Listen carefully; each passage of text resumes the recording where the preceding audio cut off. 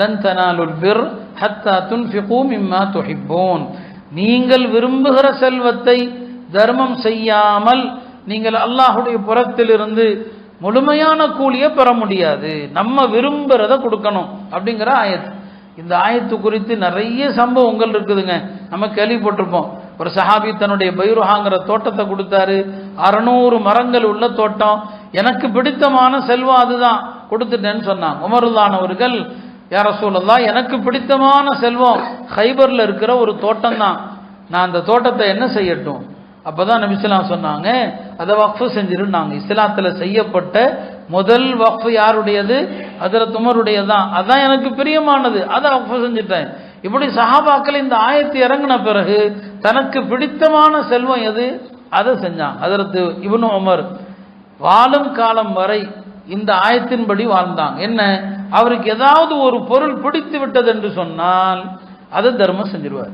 எது பிடிச்சாலும் சரி. அவர்கிட்ட ஒரு அழகான அடிமை பெண், அந்த அடிமை பெண் மீது அவருக்கு விருப்பம் உண்டு. ஆனா இந்த ஆயத்தை யோசிக்கிறாரு, உனக்கு பிடித்தமானதை தர்மம் செய்ய வேண்டும். அந்த அடிமை பெண்ணை விடுதலை செஞ்சு விடுதலையும் பண்ணிட்டாங்க. விடுதலை பண்ணது மட்டும் இல்லாம தன்னுடைய முன்னாள் அடிமை நாஃபியா அவருக்கு நிக்காக செஞ்சு வைக்கிறான். எப்பா, இந்த அடிமை பெண் எனக்கு பிடித்தமானவள், அழகான பெண்மணி. ஆனா அல்லாஹ் சொல்றான், உங்களுக்கு பிடித்தமானதை தர்மம் செய்ய வேண்டும். நான் இவளை விடுதலை செஞ்சுட்டேன், உனக்கு கல்யாணம் பண்ணி வச்சுட்டேன். ஒரு முறை இப்னு உமர் ரலியல்லாஹு அன்ஹு அவர்கள் 40,000 திர்ஹம் கொடுத்து ஒரு அடிமையை வாங்குறாங்க. வாங்கி சொன்னாங்க, இந்த அடிமை நல்ல வேலை செய்யறவன் சொன்னாங்க, 40,000 திர்ஹம் கொடுத்து நான் வாங்கி இருக்கிறேன். இந்த அடிமை எனக்கு பலனுள்ளவன், எனக்கு தெரிகிறது.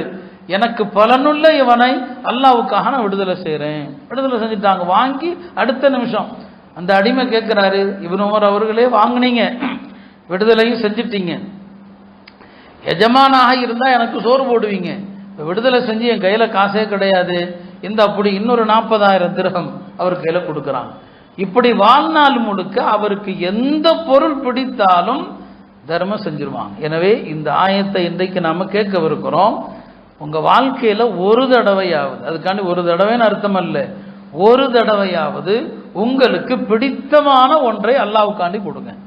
உங்களுக்கு பிடித்தமான ஒன்றை அல்லாஹ்வுக்காக தர்மம் செய்யுங்க, ரப்புக்காக கொடுங்க. லன் தனாலுல் பிர் ஹத்தா துன்ஃபிகு மிம்மா துஹிப்பூன். நீங்கள் விரும்புகிறவற்றிலிருந்து செலவு செய்யாத வரை முழுமையான கூலியை பெற முடியாது என்று அல்லாஹ் சொல்லுகிறானே.